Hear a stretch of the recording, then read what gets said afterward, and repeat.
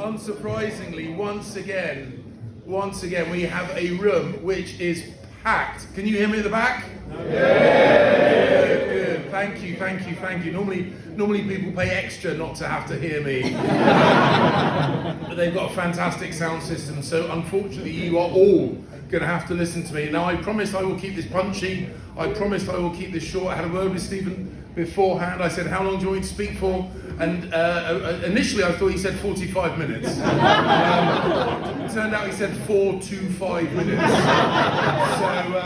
So I will keep it short, I will keep it punchy. But the room is packed full of conservative friends of Israel, and it is wonderful because the fact that this is once again the hot ticket event at this conference shows clearly, visibly, unambiguously that the Conservative Party was, is, and will always be a staunch friend of the State of Israel. Yeah.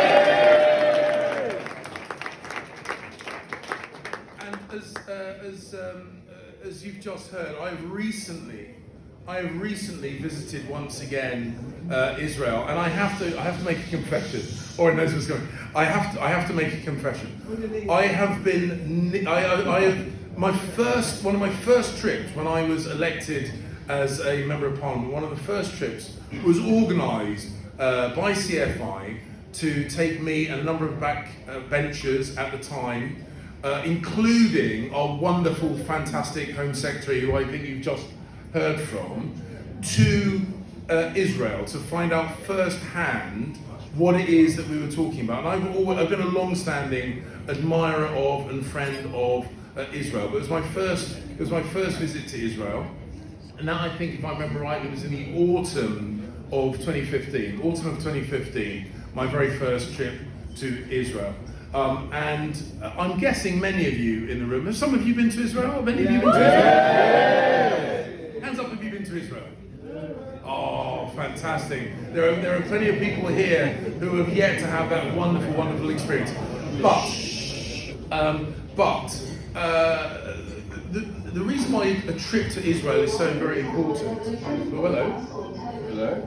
Does that mean? Please tell me I'm not the only one that can hear this. It's okay having voices in your head as long as you're not the only person that has voices. So I had the wonderful opportunity to visit Israel. Where is that? Can we have a door open over there? Can we kill that off? Okay, all right. I'll just have to be loud and you'll have to listen intently. So I had the wonderful opportunity to visit Israel. And we were staying in Tel Aviv in a hotel in Tel Aviv. God, that really is very intrusive, isn't it? What is that?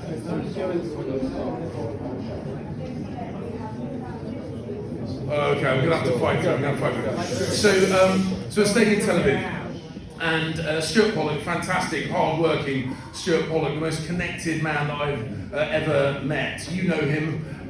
He was the person organising, and we arrived at the hotel, and he said, if this is your first trip to Tel Aviv, you must make sure that you're out to watch the sunset over the Mediterranean. You get a chance to look west and watch the sunset over the Mediterranean. So we all had a good shower, got changed, rushed downstairs to see the sun setting over the Mediterranean.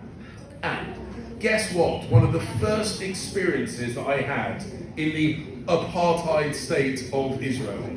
What was the first thing that I heard just as the sun was touching the seas of the Mediterranean in Israel?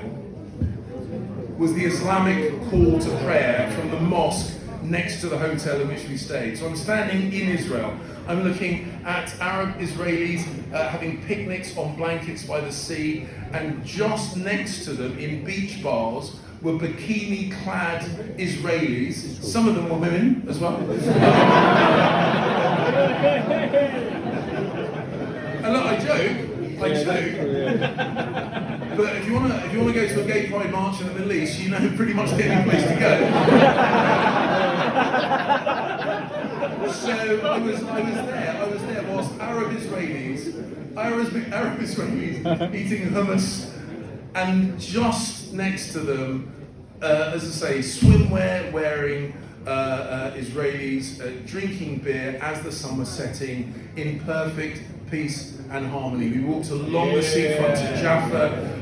We looked up at the headland at Jaffa where we see a church next to a synagogue, just a short walk from a mosque.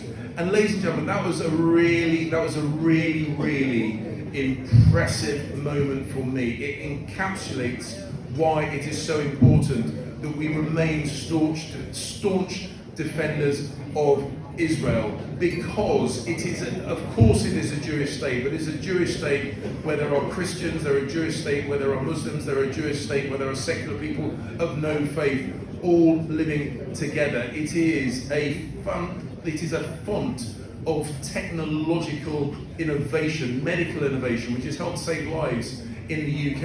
And also on my most recent trip, just a few weeks ago to Israel, I went with a new but increasingly close friend, Eli Cohen, the Israeli foreign minister, and we went to see the Iron Dome missile defense system protecting Israeli civilians from missile attacks. Missiles targeting civilians, not military targets, targeting innocent civilians. And the technology that keeps Israelis safe is a technology that we want to share, enhance, develop, to make sure that we keep as many people safe around the world, not just in Israel, but more widely as well. So ladies and gentlemen, I could spend hours talking about why I am such a friend and admirer of Israel, but there is drink to be drunk. And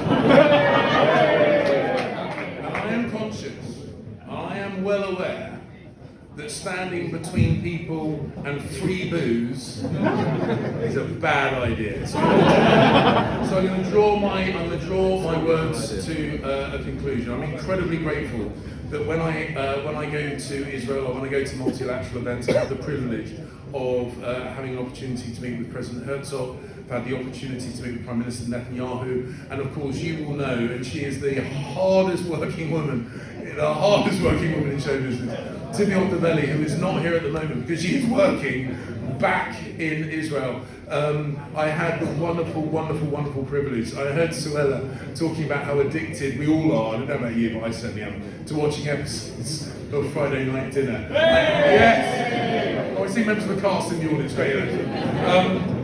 Shalom, Jackie. Anyway, so I am, but I had, and I will finish on this point as a thank you in absentia.